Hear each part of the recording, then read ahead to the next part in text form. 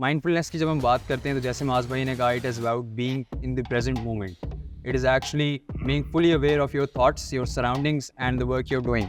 Not present at that moment, it is wasting, it is all in vain. आप चीज़ें ज़ाया कर रहे हैं, आप उन चीज़ों को उस तरीके से सराह नहीं रहे, अप्रिशिएट नहीं कर रहे. So that is what I think. मुझे मोटिवेशन नहीं चाहिए रोज़ जिम आने के लिए. मुझे पता है कि this is something fun for me, I will go every day, I am already there. लेकिन जो एक आम क्लाइंट है या जो 20 बंदा है, उसके लिए ये चीज़ वो नहीं है. They don't want to go to the gym. वो बिल्कुल भी जिम नहीं जाना चाहते, वो बिल्कुल भी स्पोर्ट्स, वो चाहते हैं कि अपने कंफर्ट जोन में रहते हुए. यार, the art of saying no and the art of saying yes, these are like two paradigms of a single mind. आप चीज़ों को सबसे पहले तो नापना तोलना सीखें ना. मतलब अगर मैं अपनी पर्सनली बात करूँ ना, तो मैं अपने दोस्तों यारों में वो बहुत बेहतर जानते हैं, बहुत बेदीद किस्म का इंसान हूँ. मैं बहुत जल्दी इनकार करता हूँ. मैंने अपने जिम में मैं एंटर हूँ फॉर वर्किंग आउट, तो मैं चाहता हूँ कि मैक्सिमम एफिशिएंसी के साथ मैं अपना वर्कआउट कंप्लीट करूँ, बीट इन 35 मिनट्स, बीट इन 45 मिनट्स. तो फिर मैंने क्या किया है, मैंने अपने नंबर ऑफ सेट्स बहुत रिड्यूस कर दिए हैं, लेकिन अपनी सेट क्वालिटी बहुत बढ़ा दी.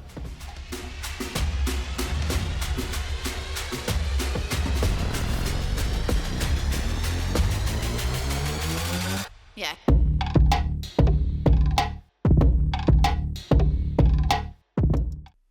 कहते हैं the best way to capture the moment is to actually be in it. अस्सलाम वालेकुम, मेरा नाम Mohammad Zafeer and welcome to another episode of Alpha Talk. आज मेरे साथ फिर से मिस्टर माज कुरैशी हैं and the topic that we have decided to talk upon today is mindfulness and prioritization basically. तो माइंडफुलनेस की हम बात थोड़ा बाद में करते हैं. सबसे पहले तो ये रीज़न आप लोगों को बताना चाहूँगा कि कुछ इश्यूज़ थे और कुछ हम लोग कुछ कामों में फंस गए थे, जिसकी वजह से कुछ एपिसोड्स का डिले आया. लेकिन now we are back and अल्हम्दुलिल्लाह हम पहले से ज़्यादा अच्छे टॉपिक्स के साथ वापस आए हैं. तो without wasting any further time, I would like Maaz भाई to take over and just introduce himself as he has done before, ताकि हम इस एपिसोड को आगे कंटिन्यू करें. मेरा नाम माज कुरैशी है और हम पिछले एपिसोड में काफ़ी कुछ डिस्कस कर चुके हैं. और today the topic is very creative और इसके डायमेंशंस बहुत ज़्यादा हैं. पर्सनली जो वन वर्ड हम कहते हैं ना, माइंडफुलनेस से मुराद ये होती है कि आप प्रेजेंट इन द मोमेंट, आप फुल टाइम फोकस्ड हों, आपके जो जनरल इंस्टिंक्ट्स होते हैं ना, वो बड़े पॉजिटिव फील दे रहे होते हैं. सब मतलब मिसाल के तौर पे आप एक चीज़ नोट करें कि क्लासरूम्स में आप बाज़ औक़ात देखते हैं बच्चे जो हैं वो जोन आउट बैठे हुए हैं. कोई गेम या स्पोर्ट्स में आप बच्चे को डालें, वो उस लेवल पे परफॉर्म नहीं कर रहा होता, क्योंकि वो उधर से बिलोंग नहीं करता, उधर से उसका ताल्लुक नहीं होता, क्योंकि उसका माइंडफुल नहीं होता उस मोमेंट में. अब मैं पर्सनली बताऊं तो हमारे यहाँ पे आजकल कल्चर और जितनी सोसाइटी में मामला देख रहा हूँ ना, कि जो सेल्फ एक्चुअलाइजेशन का कॉन्सेप्ट है ना, वो नहीं किया जा रहा. मतलब they are not testing themselves. मैं स्टूडेंट से भी मिलता हूँ, छोटी उम्र के भी बड़ी उम्र के भी. They are not proactive about their trades. उनको ये आइडिया ही नहीं है कि हमारा अच्छा क्या है, हमारा बुरा क्या है. मतलब एक पता होता है ना कि मतलब एक बंदा है, उसका मैथ्स बुरा है, उसे ये भी नहीं पता कि उसका मैथ्स बुरा है. मतलब ये एक बहुत तो उसको लग रहा है शायद मैं किसी वजह से स्ट्रगल कर रहा हूँ, हाँ, लेकिन ये भी मेरे से हो जाना चाहिए. मतलब वो कभी उसने उस पर रेशो नहीं रखा, बैलेंस नहीं रखा, नाप तोल नहीं रखी. इसमें अच्छा पेरेंटिंग का भी बहुत बड़ा हाथ होता है. आप बहुत अच्छा साइट रखें, बच्चों पे सुपरविजन रखें. बट मैं ये समझता हूँ कि माइंडफुलनेस छोटे छोटे माइलस्टोन होते हैं, जब आप उनको अचीव करते हैं, फिर जाके आप एक बड़ा टारगेट माइंडफुलनेस का कर पाते हैं.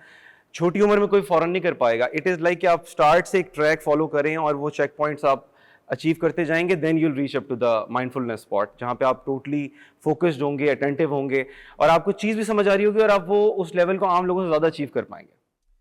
जैसे कि हमारे मोस्टली एपिसोड्स में हम लोग फिटनेस की बात करते हैं, आज थोड़ा टॉपिक थोड़ा सा हटके है और इसमें भी फिटनेस का कुछ पोर्शन हम डालेंगे ज़रूर. माइंडफुलनेस की जब हम बात करते हैं तो जैसे माज भाई ने कहा, it is about being in the present moment. It is actually being fully aware of your thoughts, your surroundings and the work you are doing. Even कि मैं एक बात बताऊंगा, इसमें चेन कमांड सिस्टम होता है. जब आप नोट करें कि आपकी कोई शौक वाली चीज़, लेट्स से आप हो, आपको फिटनेस एंथुजियास्ट हो, आपको फिटनेस को देख के ना ज़रा एग्रेसिव भी हो जाता होगा, आउट ऑफ कंट्रोल भी हो जाता होगा. लेकिन एक ऐसा शख्स भी है जो इतना ज़्यादा इंटेंस नहीं है इस शौक के लिए, उसको शौक ही नहीं है. एग्जैक्टली. मैं अब थोड़ी सी अपनी एग्जांपल देता हूँ. जिस तरह हम बात करते हैं फिटनेस कोचिंग की, तो आजकल जो एक बहुत, जब से मैंने फिटनेस कोचिंग स्टार्ट की है, मेरा जो एक्सपीरियंस है वो ये रहा है. By the way, guys, do follow him, Zafir Coach, fitness coach. क्या है यूजर नेम प्लीज? कोच जफीर. वो बहुत अच्छा काम कर रहा है, बहुत ज़्यादा लोगों को जो है वो फिटनेस की तरफ रागिब कर रहे हैं. जफीर भाई, प्लीज़ कंटिन्यू. अच्छा, तो फिटनेस कोचिंग की जब मैं बात कर रहा था, उसमें बेसिकली चीज़ ये है कि जितने भी फिटनेस कोचेज़ मैंने देखे हैं, जो मेरे क्लाइंट्स मुझे प्रीवियसली अपने फिटनेस कोचेस के एक्सपीरियंसेस से बताते हैं, उसमें एक चीज़ बहुत कॉमन है कि जो फिटनेस कोचेस हैं वो अपने क्लाइंट्स को अपनी ही तरह ट्रीट करते हैं। उसमें इशू क्या आता है कि अब आप एज अ फिटनेस कोच, मैं as a fitness coach, this is something that I love doing. मैं बहुत, मुझे मोटिवेशन नहीं चाहिए रोज़ जिम आने के लिए, मुझे पता है कि this is something fun for me, I will go every day, I am already there. लेकिन जो एक आम क्लाइंट है या जो ओबीस बंदा है, उसके लिए ये चीज़ वो नहीं है, they don't want to go to the gym. वो बिल्कुल भी जिम नहीं जाना चाहते, वो बिल्कुल भी स्पोर्ट्स, वो चाहते हैं कि अपने कंफर्ट जोन में रहते हुए। शॉर्टकट्स चाहते हैं।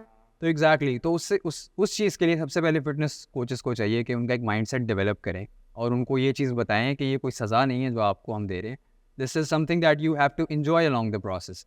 और उनके लिए आसानी करें कि उनके लिए ये इतना टफ रोड मैप ना बनाएं कि वो इस चीज़ को, और ताकि उसका शौक अगर बनना भी चाह रहा हो तो वो ख़त्म ना हो जाए पहले। तो बस यही बात है कि अगर आप एक चीज़ को एंजॉय करते हो, ज़रूरी नहीं है कि हर बंदा उस चीज़ को एंजॉय करे। अच्छा, मुझे ज़फ़ीर ये बताओ कि अब एक हम छोटे से थोड़ा सा पर्सनल इसमें डिस्कस करते हैं। मुझे पता है कि तुमने स्कूलिंग अपनी इधर मुल्तान से की and then you went to Lahore और उधर से तुमने बीबीए किया था एलएससी से।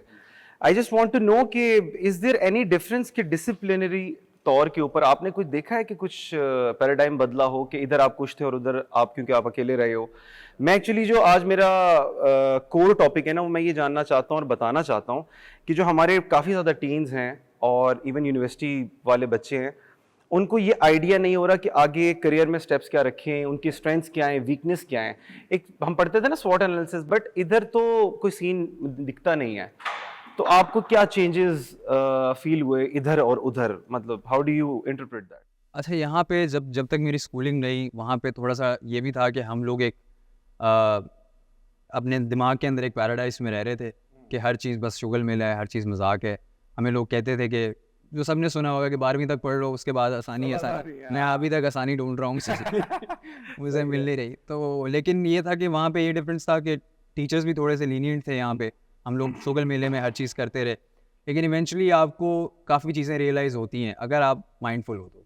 अगर आप शुरू से इन चीज़ों को लेके माइंडफुलनेस आपके अंदर है, आपके दोस्त, कई बार शुरू में जब बच्चा छोटा होता है वो उसको किस तरह पता चलता है वो किस चीज़ में अच्छा है, वो उसको पता चलता है through his peers and through his teachers and through his parents. अब जिस तरह मैं आर्टिस्टिक था या मैं थोड़ा सा शुरू से क्रिएटिव था, ये बात मुझे कब पता चली, जब मैंने इस चीज़ को पिकअप किया और मेरे हैरानगी दिखाई कि यार ये तो बहुत अच्छा बनाया है तुमने। क्योंकि मैंने जब स्टार्ट किया था तो मुझे कार्टून्स देखता था बहुत शौक से, और मतलब इतने शौक से देखता था कि मैं टीवी के बिल वो नज़र तुम्हारी जितनी वीक है उससे आइडिया होता मुझे। अभी मेरी वालदा भी मुझे बता रही थी कि हम तुम्हें कहते थे कि ज़मीर पीछे होकर देखो तो तुम कहते थे मुझे इनकी टांगें नजर तो मतलब उसके बाद फिर करेज द कावर्डली डॉग आपने भी देखा है, हम सब ने बड़े शौक से देखा है। तो मैंने एक दिन अम्मी को जिद की कि मुझे ना करेज चाहिए, मुझे करेज ला के दें, आप मैंने घर पे रखना है उसको। तो तब मेरी मम्मा ने मुझे कहीं ऐसे ही बात कर दी कि ये जो कार्टून्स होते हैं ये सिर्फ एक कागज़ पे बनी हुई चीज़ें हैं जिनको एक रील के अंदर डाल के इन्होंने प्ले किया हुआ है।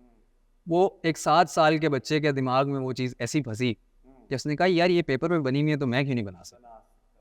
तो कल अगले दिन ही मैंने, हाँ, किसी ने फीड नहीं किया, तो अगले दिन ही मैंने अपना पैड उठाया और मैंने पेंसिल उठाई और मैंने स्टार्ट।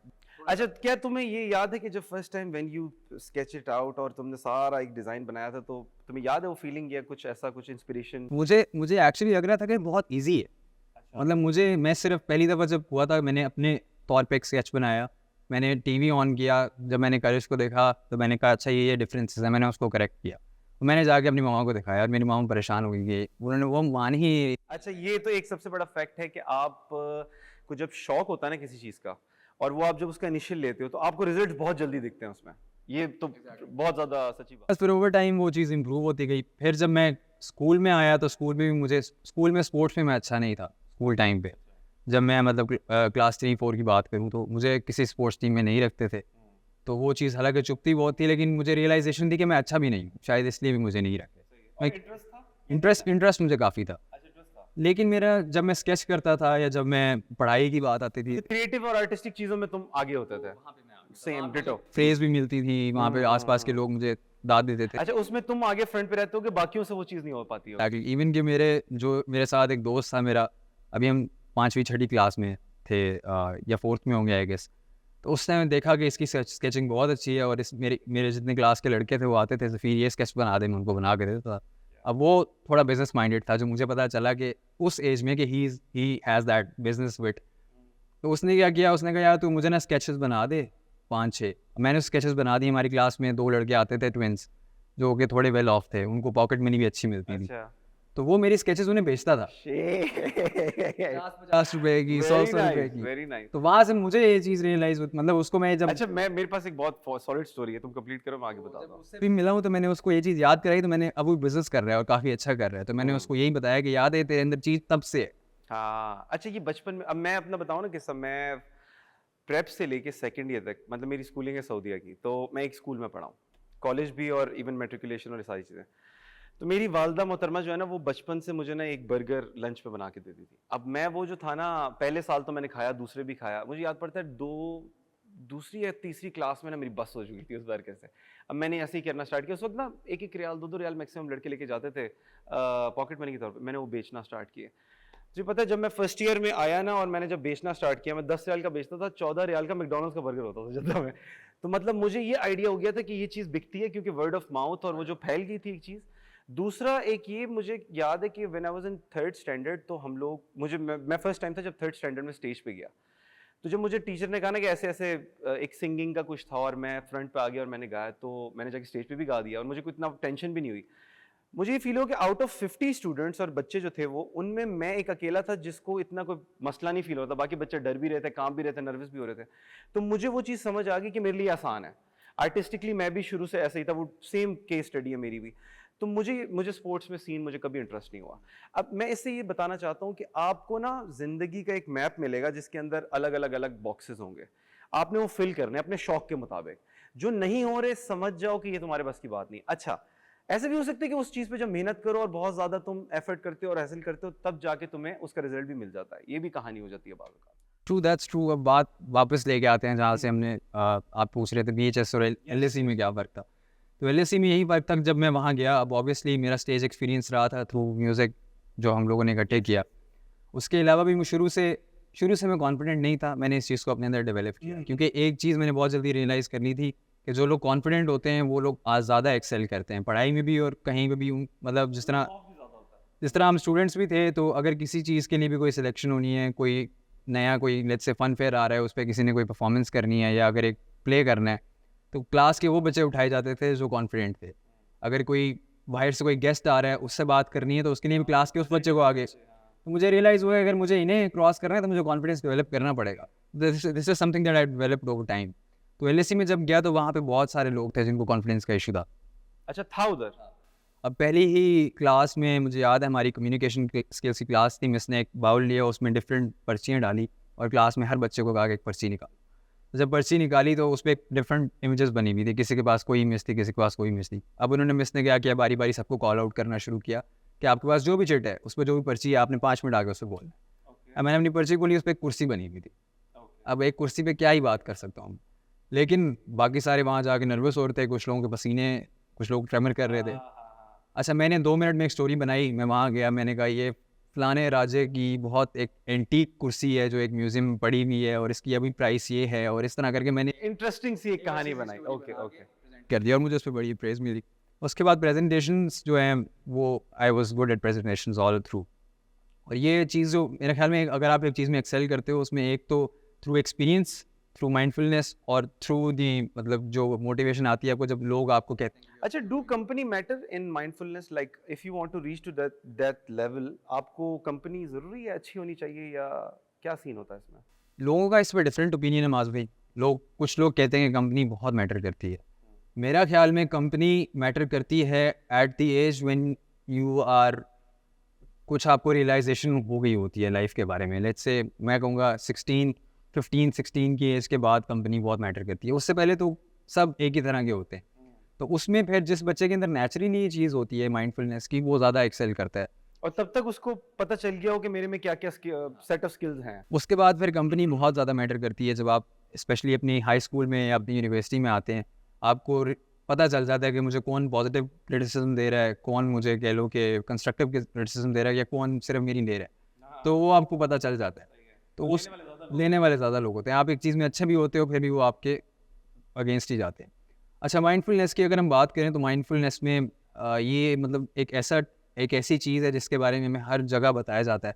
हमारे इस्लाम में भी हम खुशू की जब बात करते हैं, नमाज के अंदर खुशू बहुत लाजमी है कि आप जो पढ़ रहे हो नमाज में, जब नमाज पढ़ रहे हो तो You have to be present. You have to be present in the moment. आप जो चीज़ भी पढ़ रहे हो आपको उसकी ट्रांसलेशन आनी चाहिए, समझ के पढ़ो, समझ के पढ़ो। और माइंडफुलनेस के लिए आपको समझ होना बहुत ज़रूरी है। अब जिस तरह मैं चाइनीज़ अगर फुल फोकस के साथ भी पढ़ूंगा ना तो मुझे क्या ही पता चलेगा। सही बात है। तो जब तक मुझे उसकी ट्रांसलेशन नहीं आती होगी, जब तक वो मेरे जहन में एज इट इज़, जैसे अगर मैं चाइनीज़ में एप्पल पढ़ रहा हूँ, मेरे जहन में एप्पल नहीं बन रहा, तब तक मैं वो इमेजिनेशन और सारा साथ it has to be all connected. उसके बाद ही आप कहीं जाके ना इस पे पूरा उतरते हो। इसमें हमने एक और चीज़ डिस्कस करनी थी कि इसके साथ ही अलाइन करते हैं, the art of saying no. अच्छा माज भाई, माइंडफुलनेस की हमने बात कर ली कि एक बच्चा है, जैसे जैसे वो ओवर टाइम अपनी एज में आगे एज करता है तो उसको माइंडफुलनेस कैसे आती है, हमने सारी बात कर दी। अगर इस टॉपिक पे हम बात करना चाहें हम लोग घंटा बात बहुत देर तक थोड़ा टॉपिक है। This is a very vast yes yes.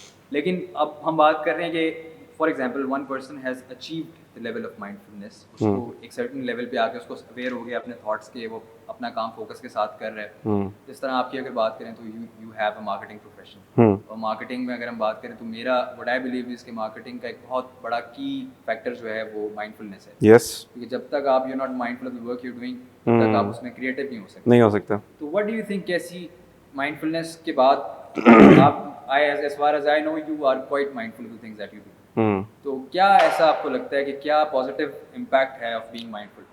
यार ज़फ़ीर, ये बहुत इंटरेस्टिंग सवाल भी है, इसका जवाब भी इंटरेस्टिंग है। इसका मैं जवाब इस तरह दूंगा कि हम अगर रूल बुक की बात करें ना, जो हमारी मार्केटिंग या प्रोफेशन की हर एक की रूल बुक होती है, तो इसमें 4 चीज़ें फॉल करती हैं। फर्स्ट चीज़ होती है कि जब आपको माइंडफुलनेस आप अचीव कर लेते हैं तो आपके फ़वाइद जो आपको मिल रहे हैं इस चीज़ से, पहली चीज़ जो आपको कोर एलिमेंट मिलेगा वो मिलेगा प्रोडक्टिविटी। आपको जो प्रोडक्टिविटी है ना, आपने उसमें आपने मैक्सिमम लेवल ऑफ इनपुट आपका प्रोडक्टिविटी का होना चाहिए। अब मेरा काम मार्केटिंग का है, अगर मैं अपने काम में माइंडफुल नहीं हूँगा, मेरी रोज़ी चलेगी प्रोडक्टिविटी से, मेरे पास आइडियाज़ जनरेट नहीं होंगे, मेरे पास कॉन्सेप्ट्स नहीं बनेंगे, डिज़ाइन एलिमेंट्स नहीं बनेंगे, तो I am like in waste. मुझे प्रोडक्टिविटी लाजिम जगानी पड़ेगी अगर मुझे माइंडफुल होना तो। Productivity is also I think being more efficient of the work. Yes. अब मेरे काम की कोर नीड ये है कि मैं प्रोडक्टिव होऊंगा, उसको इंटरप्रेट करूंगा एंड देन आई डिलीवर। अगर मैं इसमें से एक भी अपना प्रोसेस स्टेप मिस करता हूं तो I won't be achieving my goals. Second, इस चीज से सबसे बेनिफिट ये मिलेगा, व्हेन यू आर माइंडफुल तो आप टाइम मैनेजमेंट करना सीख जाते हो। प्रायोरिटाइजेशन की आपने बात की थी, there are like low priority task and high priority task and mid priority task, तो आप उनको मैनेज करते हो। One of the most common methods, yes ABC वाला। Yes yes, planning, organizing, implementing. अच्छा, तीसरी चीज इसमें, जब 2 आपके स्टेप्स बहुत मजेदार जा रहे होते हैं तो आपको स्ट्रेस नहीं होता। स्ट्रेस, आप माइंडफुल जो बंदे होते हैं ना, उनका सबसे बड़ा एलिमेंट स्ट्रेस फ्री होंगे, पॉजिटिव रहेंगे, बिला वजह के प्रोडक्टिव होंगे। अच्छा, ये बड़े मजे की बात है क्योंकि मैं जब तक कह लें कि अपनी चीज़ों को मैनेज इस तरह से नहीं करता था तो मुझे ऐसे लगता था कि मेरा हर काम ना बिखरा हुआ है, मतलब I have to do this, I have to do that, और वो एक ऐसा जिगजैग पजल मेरे ज़हन में होता था कि मैं कैसे करूँगा। हाँ, लेकिन जब से मैंने प्लान करना शुरू किया, अलाइन हो गई चीजें। हर चीज़ मुझे पता है, this is done, get it out, हाँ, डन, हाँ। गेट इट आउट, तो वो बहुत एक सीमलेसली इजी। अच्छा, टाइम मैनेजमेंट का ही, अब मेरे पास काफ़ी मेरे कोलीग्स भी हैं, न्यू भी आते हैं, उनको मैं 3-4 काम एक साथ बोलता हूँ ना, पैनिक अटैक पड़ जाता है फौरन। उन्हें समझ ये नहीं आता कि यार मैं चौथे वाला काम पहले करूँ या पहले वाला या दूसरे वाला। अच्छा, इसमें क्या होता है कि आप, एक कॉन्सेप्ट होता है एम्पैथिक लिसनिंग का, कि आपने सुनना गौर से, उसका अगले एक और पोर्शन भी है कि आपने पूछना भी है। मतलब आप सिर्फ सुनते ही नहीं रह सकते, फॉलो अप भी लेना है, आपने पूछना है कि अच्छा ये वाले में से कौन सा टॉप प्रायोरिटी है। ये जो इंडिविजुअल जो काम करने वाला होता है उसका काम बनता है कि वो पूछे, बताने वाला नहीं करेगा। तो आप ये जब 3 चीजें आपको मिल जाती हैं ना, तो इसका जो चौथा वो होता है कि आप ये सारी चीजें पूरी करें तो फिर आप अचीव कर पाएंगे goal. That is the answer I am following up from the rule book. और मैं सच बताऊं, आपकी रियल लाइफ के अंदर ये इतनी चीज मैटर करती है। आप हमारा दीन उठाएं, आप अपने दोस्त यार, रिलेटिव्स, अपनी मैरिड लाइफ, कोई भी चीज़ उठा लें आप, अगर आप माइंडफुल नहीं है, if you are not present at that moment, it is wasting, it is all in vain. आप चीज़ें ज़ाया कर रहे हैं, आप उन चीज़ों को उस तरीके से सराह नहीं रहे, अप्रिशिएट नहीं कर रहे। तो that is what I think. Exactly वही बात आ जाती है ना, हार्ड वर्क और स्मार्ट वर्क वाली बात। हाँ, आ जाती है कि कुछ लोग होते हैं वो बिला वजह की मेहनत कर रहे होते हैं, उनको they feel tired, they feel exhausted, they feel burn out. तो ऐसा जो लोग जो स्मार्ट वर्क करते हैं वो ऐसे नहीं होता। मैं तो पसंद करता हूँ स्मार्ट वर्क करने वालों। बहुत बड़ी एग्जांपल एक मेरे अंदर भी ये गलती काफ़ी टाइम तक रही है कि मुझे लगता था कि जब मैं जिम में जाऊँगा तो मैंने एटलीस्ट 1.5 घंटा सवा घंटा ट्रेनिंग करनी है।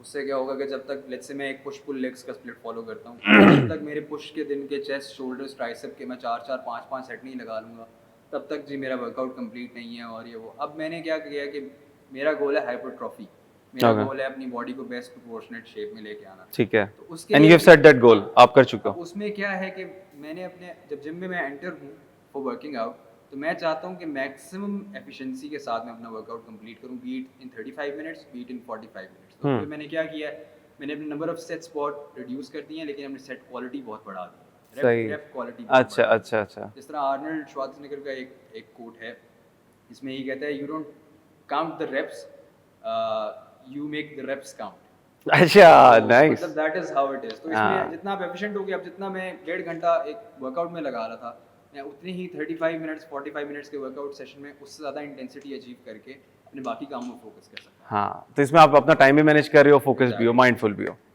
अच्छा, इसके बाद हम बात करते हैं जो एक ऐड ऑन है हमारे इस टॉपिक में, and that is the art of saying no.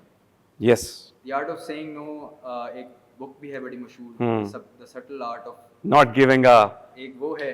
उसके अलावा बहुत सारी हैं। हाँ। Saying no.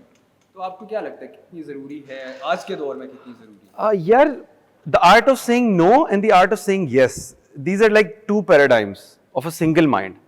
आप चीज़ों को सबसे पहले तो नापना तोलना सीखें ना। मतलब अगर मैं अपनी पर्सनली बात करूँ ना, तो मैं अपने दोस्तों यारों में वो बहुत बेहतर जानते हैं, बहुत बेदीद और गैरत किस्म का इंसान हूँ। मैं बहुत जल्दी इनकार करता हूँ, मतलब मैं झिझक नहीं रखता, क्योंकि आई फील लाइक कि ट्रांसपेरेंसी ज़्यादा ज़रूरी होती है। और मतलब मेरे सामने न्यू हो, पुराना हो या दरमियाने लेवल का मैं जानने वाले हो, तो वो मुझे कोई भी बात बोलता है, टास्क बोलता है, डिस्कशन बोलता है, if I am not up for it, I will say no straight away. कि लोग शर्मा शर्मी में आपने ये काम कर, अच्छा मैं कर देता हूँ, दिल में उसका इनकारी होगी, मुंह पे कभी नहीं आती।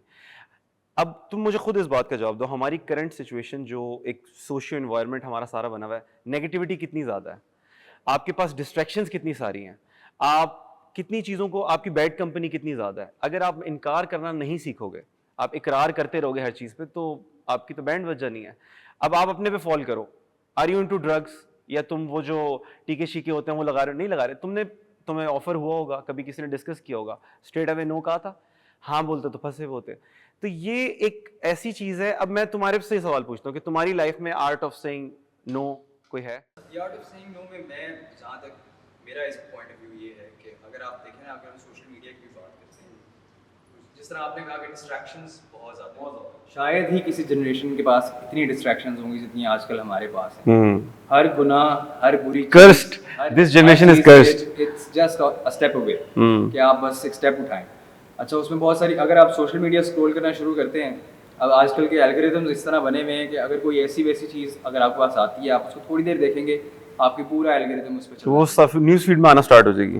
अब आप सोशल मीडिया खोलते हैं, इंस्टाग्राम खोलते हैं, टिकटॉक खोलते हैं, आजकल लोग टिकटॉक एडिक्ट्स हैं।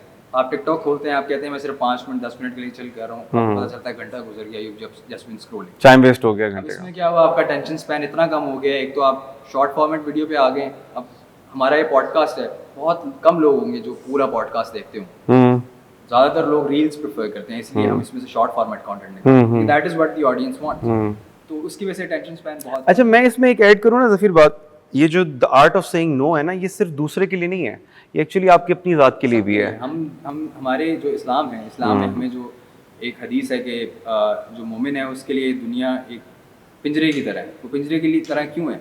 क्योंकि वो हर अपनी मर्जी का काम नहीं कर सकता। आए हाय, उसने हर सुभान अल्लाह, उसको काफी सारी चीजों में ना बोलना पड़ता है। एक चीज है जो आपको देखने में फन लग रही है, you know you are gonna enjoy yourself, लेकिन you have to say no. ठीक है, इसी तरह काफी सारे ऐसे इंटॉक्सिकेंट्स हैं जो आप देखते हैं लोग आपके आसपास। अच्छा, डू यू थिंक कि saying yes always works for anyone? It doesn't, it will only get you in trouble. That is the whole reason why you have, हम अब अगर saying yes ही होता सिर्फ, तो हम लोगों के चॉइस की ऑप्शन ही ना अलग थे। We have the choice कि हम लोग yes कहें या no कहें। और मैं हमेशा से लोगों को, अपने क्लाइंट्स को भी ये कहता हूँ, और जितने भी मेरे दोस्त हैं उनको मैं ये कहता हूँ कि अपना ना बेस्ट ऑनरेबल वर्जन बनो। Decide what you gonna say yes to and decide what you're gonna say no। ठीक है, उसमें ये होता है कि आप जब अपने जेहन में एक अपना एक ऐसा फिगर बनाओ कि this is the man I want to become. अब जब भी आप किसी ऐसे बंदे की बात करोगे ना, यू विल फाइंड आउट कि हर बंदा जो किसी लेवल पे, किसी स्टैंडर्ड पे है, उसने अपने लिए कुछ स्टैंडर्ड सेट किए। उसको पता है मैंने ये काम नहीं करना, मैंने ये काम करना है। ही इज, वो कहते हैं ना, टनल विजन है उसका। नहीं, आई एग्री ज़फ़ीर, आप सही बात कर रहे हो। और मैं हमेशा यही बात बोलता हूँ कि stay loyal to your work, क्योंकि जब आप जहाँ पे मौजूद नहीं होते, आपका काम मौजूद होता है और काम बोलता है। तो अपने विजन से, अपने काम से आप वफ़ा करेंगे तो आपका काम आपसे वफ़ा करेगा। And I hope this is all from our side. एक बड़ी मज़ेदार और कंस्ट्रक्टिव हमारी डिस्कशन रही है। मिलते हैं अगले एपिसोड में। अल्लाह हाफ़िज़।